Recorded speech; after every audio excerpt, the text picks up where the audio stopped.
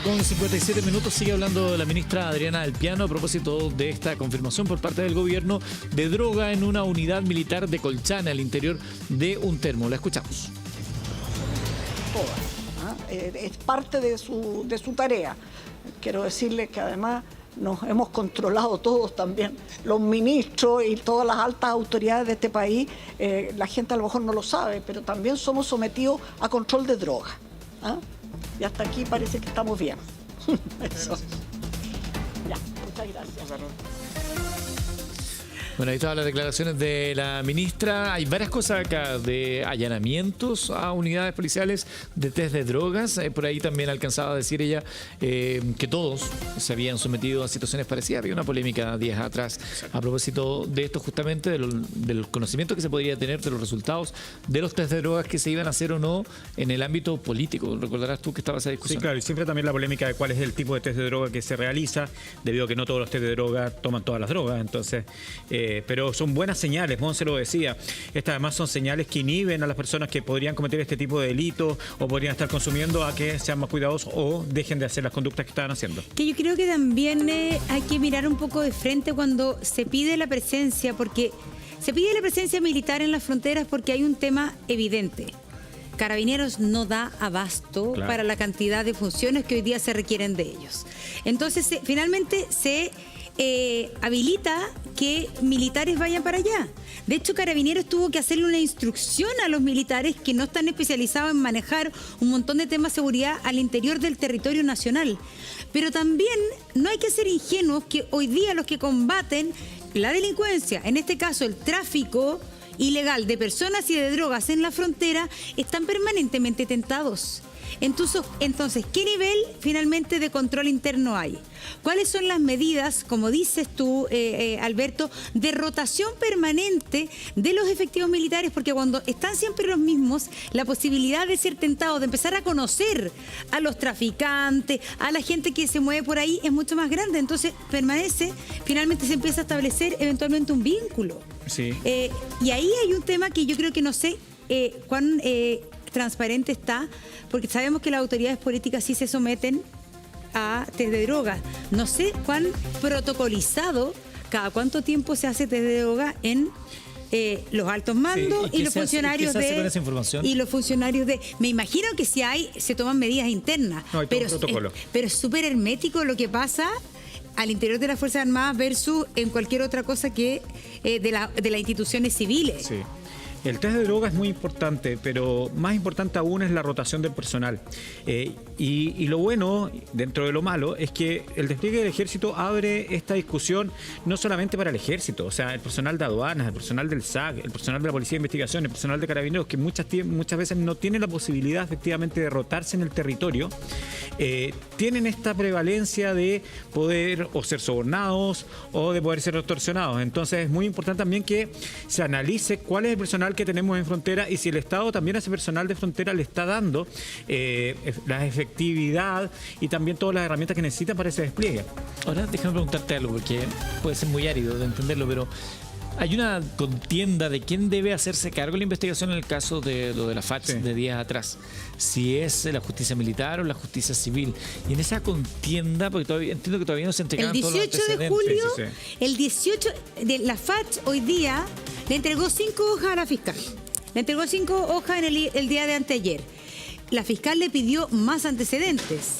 La FACH se negó hasta que el 18 de julio la Corte de la región, la Corte de Apelaciones de la región, resuelva esta contienda de competencia. Es decir, de aquí al 18 de julio, la FACH tiene la información y no la tiene la Fiscalía. Sí, lo que pasa es que, a ver, y no quiero ser árido también, es medio latoso el tema, pero en Chile existen separación de poderes, el Poder Judicial, el Poder Legislativo y el Poder Ejecutivo. Dentro del Poder Judicial existen distintos tipos de justicia, lo estoy explicando en simple. Una de ellas es la justicia militar, y la justicia militar tiene a cargo la investigación en primera fuente, digamos, de cualquier tipo de delito común que ocurra dentro de un recinto militar, ¿no? Pero efectivamente que tiene esa atribución de también poder transferirle esto a la justicia civil. Lo hemos visto en distintos casos que esto efectivamente ha ocurrido. Yo no esperaría que siempre fuera así y que el Estado trabajara coordinado, que finalmente la Fiscalía, el Ministerio Público trabajara coordinado con la Fiscalía de Aviación para poder llegar a un buen fin de la investigación.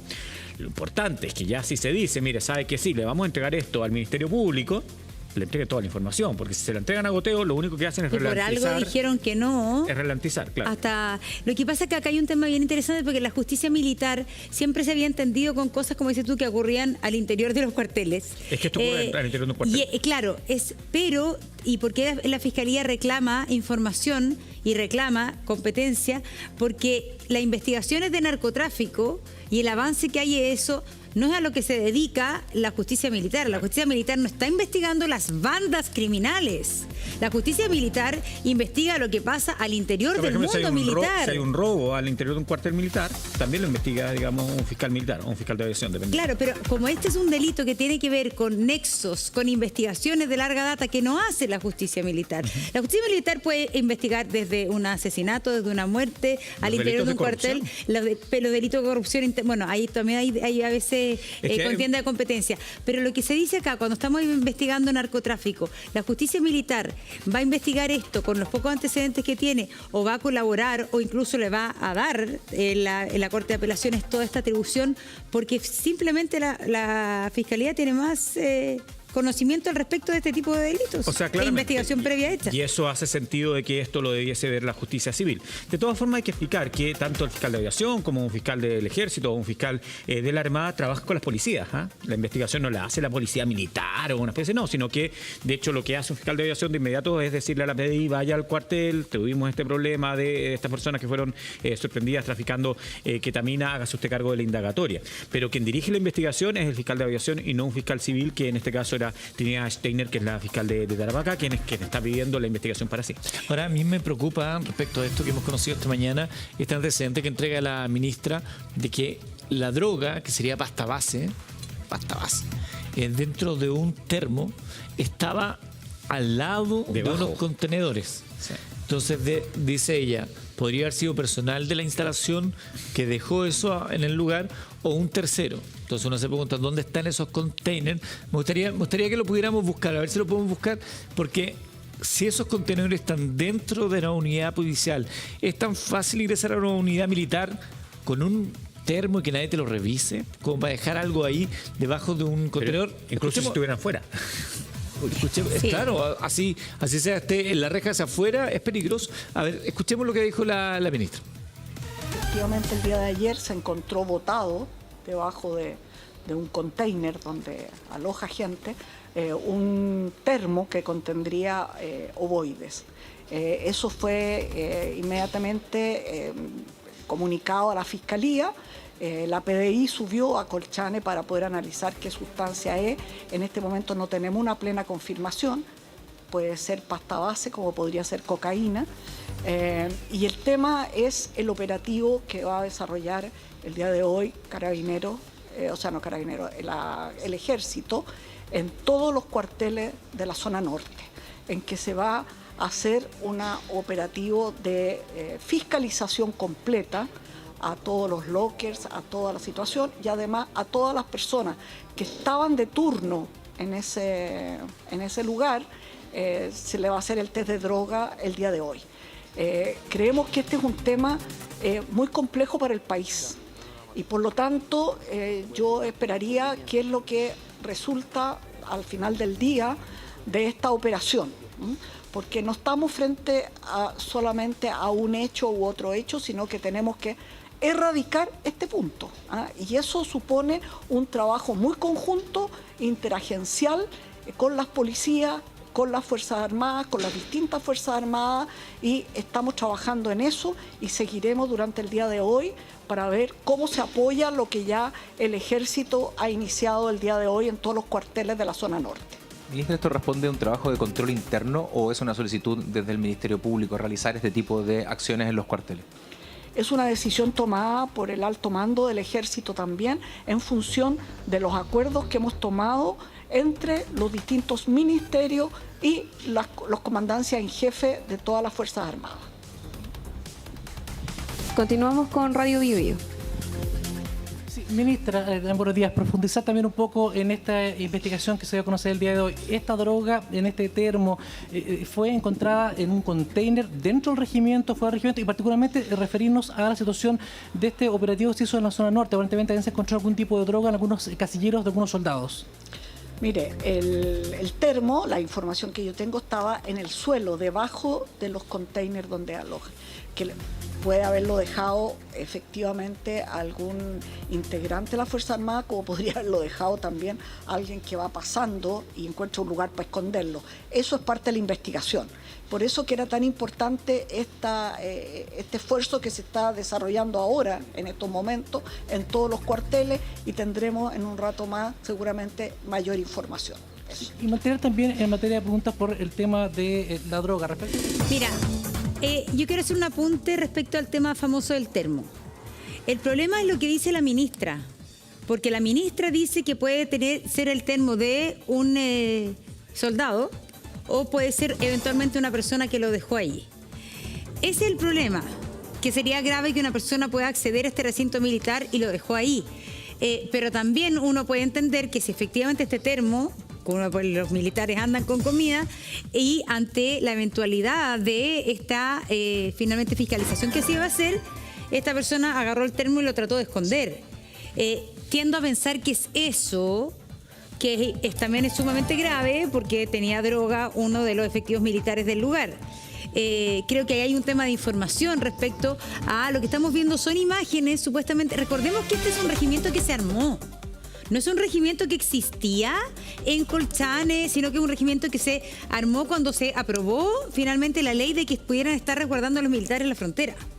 Entonces, aquí se hace una protección, me imagino, importante. Están viviendo en container, etcétera.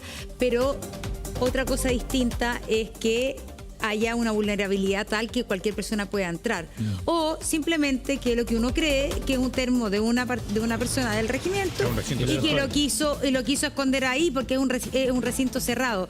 Entonces yo creo que lo que da a error es lo que dice la ministra. Sí. Ya, eso es lo que genera la confusión. Hay otra cosa que me llama la atención de las palabras de la ministra. La ministra habla de ovoides. ¿Qué son los ovoides? Sí. Porque no todo el mundo lo tiene que saber. Son, digamos, pelotitas normalmente recubiertas que las personas, los burreros, ingieren para poder atravesar la frontera. Ahí después, las eliminan, ¿no? Si son ovoides, se le puede hacer una trazabilidad biológica, ¿no? Porque al usar el ovoide, claro, estuvieron dentro de una persona. Entonces, eso nos podría ayudar. Pero si hay ovoides, el ovoide normalmente viene de Bolivia, dentro de la persona, y no desde Chile hasta Bolivia. Es más lógico que entre a Chile que salga. Exactamente, porque la producción de droga no está en territorio nacional, de este tipo de droga, sobre todo de pasta base. Entonces, si son ovoides de pasta base, uno podría pensar que entraron dentro de un ser humano, digamos, que los eliminó en alguna parte, los ingresa en este termo y se los entrega a una persona para su distribución. Claro, es que eso yo encuentro más grave incluso que sea ovoide a que sea un medio kilo de pasta base en una especie de estas cosas que lo de ladrillo. Pero al ser ovoide es más fácil la trazabilidad. Claro, bueno. Pero al ser ovoide nos estaría hablando de una vinculación con traficante bastante sofisticada finalmente. O sea, claramente. Perdón, si que tiene contacto con alguien que entra, que elimina el ovoide y lo tiene, y la dosis habla claramente de una dosis que para venta, ¿no es cierto? Es para venta, sí. O sea, medio kilo, entendamos que una dosis es menos de 1 gramo. ¿Ah? Entonces, son muchas dosis. No soy bueno para las matemáticas, pero son muchas dosis de mucho lo que se puede sacar. Exactamente, lo que se puede sacar. Desde ahí. Igual nos deja, más allá de cuál sea la razón, ¿no? Ya sea porque una persona ajena al ejército, en este caso, logró vulnerar, ingresar y dejar eso ahí para que otro recogiera, o que sea algún funcionario el que andaba con este termo con pasta base, es llamativo y evidentemente amerita una investigación profunda. Y puede haber una relación con los hechos de funcionarios detenidos anteriormente. ¿Y por qué digo esto? Porque ante el miedo de verse pillado una persona, ¿qué es lo que primero que trata de hacer? Sí. Chuta, tengo el termo acá que se lo tenía que pasar a Pedrito, Juanito, que lo iba a llevar a Santiago. Claro. Estoy inventando. ¿Qué hago? Ya, me veo pillado, ya lo voy a tirar acá abajo. Eso es lo que a mí se me ocurre de inmediato, que así fue. El gran punto acá, al final del día, es que por una cuestión de transparencia para con la población, necesitamos claridad en lo que pasó en ese vuelo, lo que pasó en esto, así como decimos con los informes que se hacen los parlamentarios o la gente del Estado con sus test de drogas, también transparencia. Si tenemos que ser transparentes en esta, no tratemos de tapar el sol con un dedo, no nos escandalicemos más de la cuenta y hagámonos cargo de lo que ahí pasa para que no siga ocurriendo, porque si en el fondo lo que necesitamos acá es que esto se pare y no se convierta en una pyme. Y el hacerse cargo significa también preguntarse de por qué algún miembro de nuestras Fuerzas Armadas puede ingresar a una red de narcotráfico. ¿Por qué lo hace? Lo hacen porque los están extorsionando, los hacen porque los están comprando, lo hacen porque no están con las condiciones aptas. Y eso es lo que tenemos también que analizar. Porque claramente cuando uno baja, digamos, las tentaciones, baja los incentivos para que alguien pueda entrar a alguna de estas bandas, se logra aislar de mucho mejor forma al delincuente, al corrupto. Ahora, esto no es que seamos una nación señalada, porque esto ha pasado en todos lados del mundo y no por eso tampoco lo vamos a minimizar. Pero me parece, tú que has investigado esto, que has estado haciendo ese trabajo en pos de transparencia en otros países, aquí lo que el manual indica es control, ferro y sanción, ¿no? Control, incentivos al denunciante y protección al denunciante, y en eso se ha avanzado bastante. Y por otra parte también ejemplos, y por eso que este tipo de redadas, el que se haya detenido a estos miembros del ejército, que se hayan detenido a estos miembros de las FARC, puede ser un muy buen desafío, porque las personas, lamentablemente todos nosotros, actuamos por, digamos, bondad, ¿no? Porque creemos que algo es correcto, etcétera, pero también actuamos por miedo. O sea, muchas veces uno dice, la verdad que en carretera no voy a meterle más pata, no porque creo que no haya que meterle más patas, sino porque sé que hay controles de carabineros y entonces yo me voy a menos de 120. Actuamos más por miedo en ese caso. Entonces, esas dos, digamos, variables son las que tienen que actuar en un sistema de control interno. Por una parte, el ojo lo podemos descubrir, y por otra parte, ojo no lo haga porque hacerlo es algo malo, es algo incorrecto. Perfecto. Mira, y esto también, antes de cerrar el tema, se inscribe en una serie, se han abierto bastantes flancos hoy día en lo que es la persecución del delito.